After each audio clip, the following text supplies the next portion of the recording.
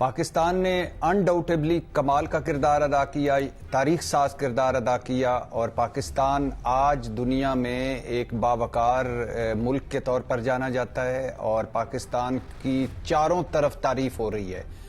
اور پاکستان جو کل تک عالمی تنہائی کا شکار تھا، آج پورا عالم اس کے ارد گرد گھوم رہا ہے۔ لیکن یہاں سے آگے میں اکثر کہتا ہوں کہ ہم لیڈر لیس قوم ہیں، ہمیں ایک عرصے سے کوئی لیڈر نہیں ملا۔ قوم میں، ملک میں سب کچھ ہے، اس قوم میں سب کچھ ہے، اور ہمارے پاس ہر نعمت ہے اللہ کی، لیکن اوپر جو بیٹھے ہوئے ہیں ان کا ایک ہی کام ہے، ادھر سے پیسے لینا، ادھر دینا، ادھر سے پیسے لینا، ادھر دینا، اور ادھر ٹیکس لگا دینا، ادھر اپنے اخراجات بڑھا لینا۔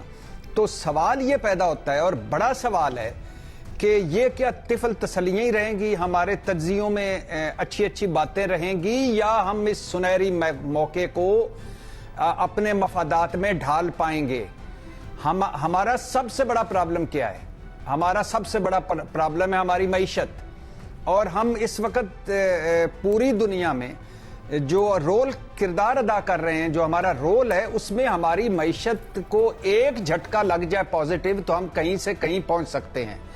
امریکہ ہماری تعریفیں کر رہا ہے، صدر ٹرمپ اتنی وہ میرا خیال سے اپنی تعریفیں نہیں کرتے جتنی ہماری کر رہے ہیں، اور سعودی عرب، اس سے ہمارا دفاعی معاہدہ ہے۔ ایران اب تشکر پاکستان کے نعرے ہیں، اور ایران کی اسمبلی میں بھی، اور ایران کے تہران سکوائر پر بھی، اور بھارت ایران سے آلموسٹ آؤٹ ہو چکا ہے، اور عرب ملکوں میں پاکستان کی اہمیت بہت واضح ہے۔ لیکن کیا ان ساری چیزوں کو ہم اپنے معاشی معاملات میں بدل پائیں گے؟ مجھے بہت خدشات ہیں، مجھے بہت تشویش ہے، اللہ کرے میں غلط ہوں، لیکن ہم ہمیشہ مواقع ضائع کر دیتے ہیں۔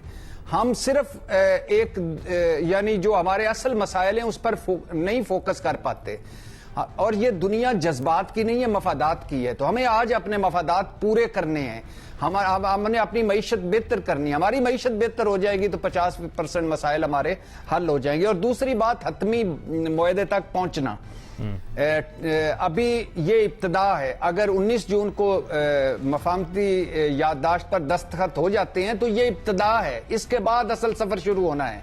اس کے بعد 4-5 رکاوٹیں ہیں، کئی بار ڈسکس کر چکے ہیں۔ ٹرمپ مزاج بہت بڑی رکاوٹ ہے، اسرائیل اور صہیونی لابی بہت بڑی رکاوٹ ہے، مشکل اور پیچیدہ معاملات بہت بڑی رکاوٹ ہے، ایک پر بڑی لمبی بات چلے گی، اعتبار کا فقدان بہت بڑی رکاوٹ ہے۔ تو لمبا سفر ہے۔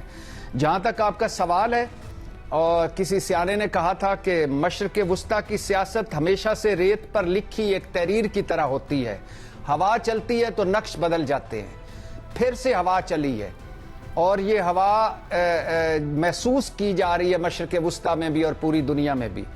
آپ ذرا ایک مختصر کر کے اس کا جائزہ لے لیں تو آپ کو چیزیں واضح ہو جائیں گی۔ ایران سعودی عرب کے تعلقات میں دن بدن بہتری، یہ بہت بڑی اہم ڈیولپمنٹ ہے اس خطے میں۔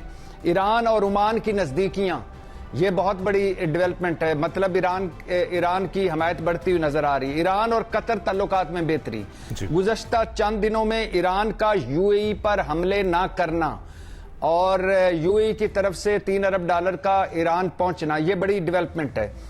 اب یک طرفہ طور پر امریکہ سے تعلقات نہیں رہیں گے عرب ملکوں کے، بدلاؤ شروع ہو چکا ہے۔ اب اسرائیل کو سب اتنی آسانی سے، جیسے پہلے لگ رہا تھا ٹرمپ امن بورڈ بنا، پھر ابراہم اکارڈ آ گیا، تو ایک کنفیوژن تھی، اب وہ کنفیوژن دور ہو چکی ہے۔ اسرائیل تنہا ہے، پہلی مرتبہ امریکہ اسرائیل سے دوری پر ہے، پہلی مرتبہ امریکی عوام اسرائیل کی حمایت میں اتنے سرگرم نہیں ہیں جتنے پہلے تھے۔ پرانے اتحاد ٹوٹیں گے جناب اسپیکر، نئے اتحاد بنیں گے، نئے سیاسی اور معاشی بلاک بنیں گے۔ UAE کا اوپیک سے نکلنا، سعودی عرب کا امریکہ سے ایک قدم پیچھے ہٹنا، سعودی پاک معاہدہ، اسرائیل، UAE اور بھارت، پاکستان، سعودی عرب، قطر، ترکیہ اور ایران ایک بلاک بن سکتا ہے۔ تو مشرق وسطیٰ کی سیاست بدل چکی ہے، معاہدے یا مفاہمتی یادداشت سے پہلے ہی بدل چکی ہے، اور یہ مزید بدلے گی۔ اور آخری بات، عرب ملک اپنے سارے انڈے امریکی باسکٹ میں نہیں رکھیں گے، وہ روس اور چین کی طرف بھی دیکھیں گے، اور پاکستان کا کردار بڑا اہم ہو سکتا ہے آگے چل کر، اور اس کردار کو ہم نے ڈھالنا ہے اپنے معاشی مفادات میں. یہ ہر قدم پر، ہر لمحے اور ہر گھڑی ہمیں یاد رکھنا ہوگا. گلگت بلتستان حکومت سازی بھی ہو سکتی ہے اور ہے، آزاد جموں کشمیر کا معاملہ بھی ہو سکتا ہے، پنجاب میں جو پیپلز پارٹی کو گلے ہیں وہ بھی ہو سکتے ہیں، 28ویں آئینی ترمیم بھی ہو سکتی ہے. پیپلز پارٹی کا خیال ہے کہ انہیں بہت سارے معاملات میں نظر انداز کیا جا رہا ہے، ان سے مشاورت نہیں کی جاتی، وہ بھی ہے.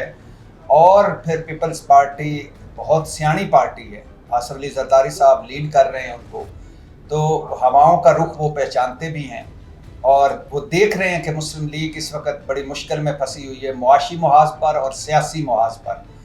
یہ امریکہ ایران کا جب معاملہ ذرا سیٹل ہوتا ہے تو واپس جب آئے گی بات ہماری اپنی سیاست پر، ہماری اپنی معیشت پر، ہمارے اپنے معاملات پر، تو اس وقت پتہ چلے گا آٹے دال کا بھاؤ کیا ہے.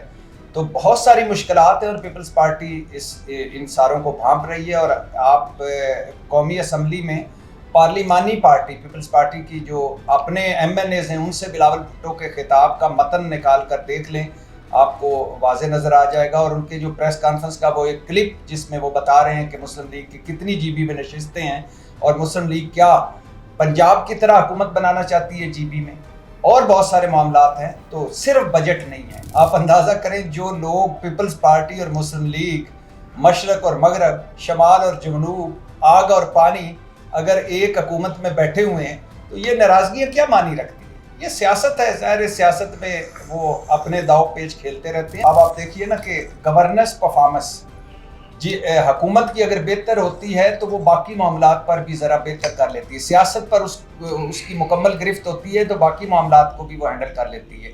بد نصیبی سے، بدقسمتی سے، اور جیسے توقع کی جا رہی تھی ویسے ہی مسلم لیگ کی ان تینوں پر گرفت نہیں ہے.